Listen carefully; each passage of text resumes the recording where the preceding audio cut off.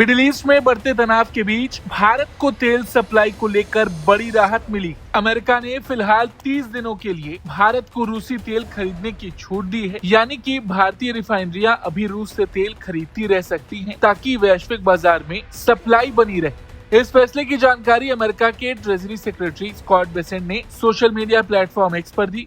उन्होंने कहा कि राष्ट्रपति ट्रंप की ऊर्जा नीति की वजह से अमेरिका में तेल और गैस का उत्पादन अब तक के सबसे ऊंचे स्तर पर पहुंच गया है। बेसेंट ने अपने बयान में कहा कि वैश्विक बाजार में तेल की सप्लाई लगातार बनी रहे, इसके लिए ट्रेजरी विभाग भारतीय रिफाइनरियों को 30 दिनों की अस्थायी छूट दे रहा है ताकि वो रूस से तेल खरीद सके। भारत अमेरिका का एक अहम साझेदार है और हमें उम्मीद है कि आने वाले समय में नई दिल्ली अमेरिका से तेल की खरीद भी बढ़ाएगा। फिलहाल ये कदम ईरान की उन कोशिशों से पैदा हुए दबाव को कम करने के लिए उठाया गया है जिनसे वैश्विक ऊर्जा आपूर्ति प्रभावित हो सकती है। दरअसल मिडिल ईस्ट में हालात तेजी से बदल रहे हैं, खासकर स्ट्रेट ऑफ हॉर्मुज को लेकर चिंता बढ़ गई है क्योंकि दुनिया के बड़े हिस्से का कच्चा तेल इसी रास्ते से गुजरता है और अगर यहाँ कोई रुकावट आती है तो कई देशों की ऊर्जा सप्लाई प्रभावित हो सकती है। भारत के लिए ये रास्ता काफी अहम है क्योंकि देश के करीब 40% तेल आयात इसी मार्ग से आता है। ऐसे हालात में रूस ने भी संकेत दिया है कि वो भारत को तेल की सप्लाई बढ़ाने के लिए तैयार है।